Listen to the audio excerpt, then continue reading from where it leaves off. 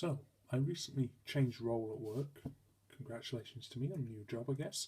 But the team I was leaving were kind enough to get me a leaving gift and decided to get me a voucher for Forge World, which basically allowed me to go ahead and buy something from the Horus Heresy.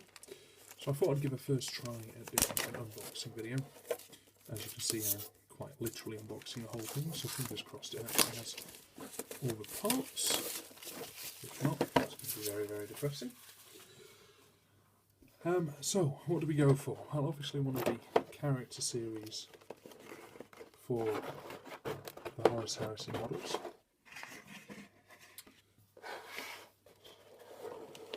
And as you can see there, I think it's Roboute Guilliman was the guy I decided I wanted, mainly to lead the Ultramarines I'm collecting for 30k, and I hope to use as my 40k models as well. Just have a look at what we get here. So we get a nice picture of what the model should look like, in addition to the very cool box that you always receive, along with a couple of different shots showing, you know, a bit more information about the model itself. Okay, so then, oops, light in your face. What we get in here are a couple of trays worth of resin. When I want to start the other models out.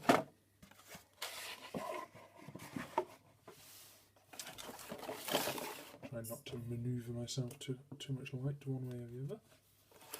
Okay, so first ones first. Getting to this eventually. We have his cape. Fair enough. Some of the pillars. I really have no idea quite how I'm going to paint those yet. So it's going to be an interesting challenge. A couple of those. See if we can get any more detail for you guys. There we go.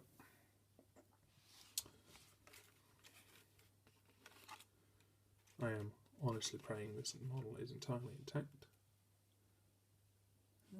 Looks like some hooks, I guess. Let's see if we can focus on it. Here's power sword arm. Well, the power sword itself and his gauntlet holding the scarab. Hopefully that's meant to look like that. Need to have a look at that in a minute.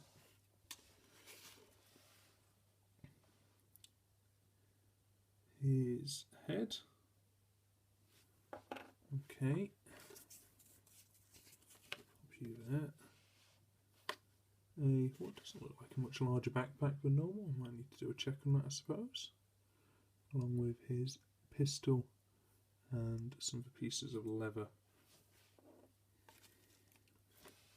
Followed by the standards that I am terrified will break because they are quite thin and already, as you can see, slightly out of shape. At least it was packed relatively well so far.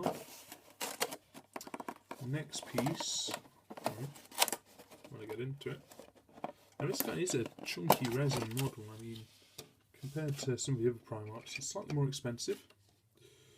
Coming in at, what's it coming in at? 65 UK pounds. Oops, get that the right way up. So Espandor and Ulixis, I guess. Magniet. Okay. Slots, obviously that's going to be where he is standing, and is probably the piece that will come out when he is being played. The rest of the base itself, it's a nice chunky piece of resin there as well. I believe one part of this obviously comes away to allow you to place him in and out of the actual base quite easily, so again a bit more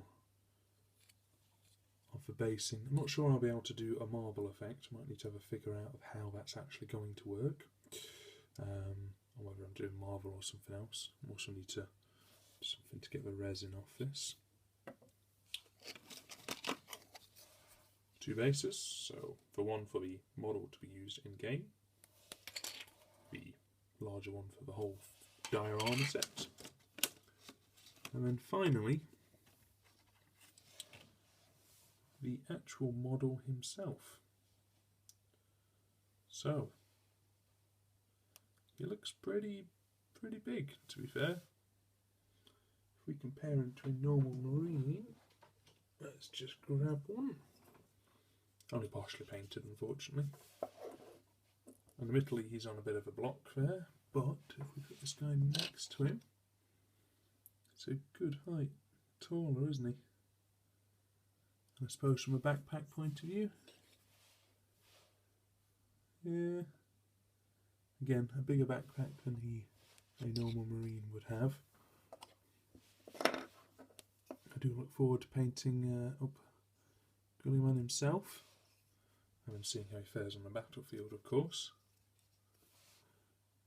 However, I thought that would be a good chance to let everybody see the actual unboxing of one of the character series from Forge World.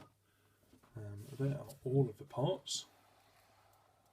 Pull this back slightly so you can see all of it. And I'm obviously going to need to have a look at assembling him. I'll probably do a picture post of this as well, just so that people can have a look at this if they're reading it from work. And if you find this useful, just leave me a comment on my blog, so that or on this video if I can get it up to YouTube properly, just so I know whether it's worth doing any more of these in the future. All in all, though, pretty happy with that. The only piece I'm a bit worried about, I say, that's just a little bit bent. But I'll be honest, I don't see me taking a diorama many places because they look very fiddly. Not massive amount of flash on these, so I was a little bit on the banners. Cloak looks very nice as is usual.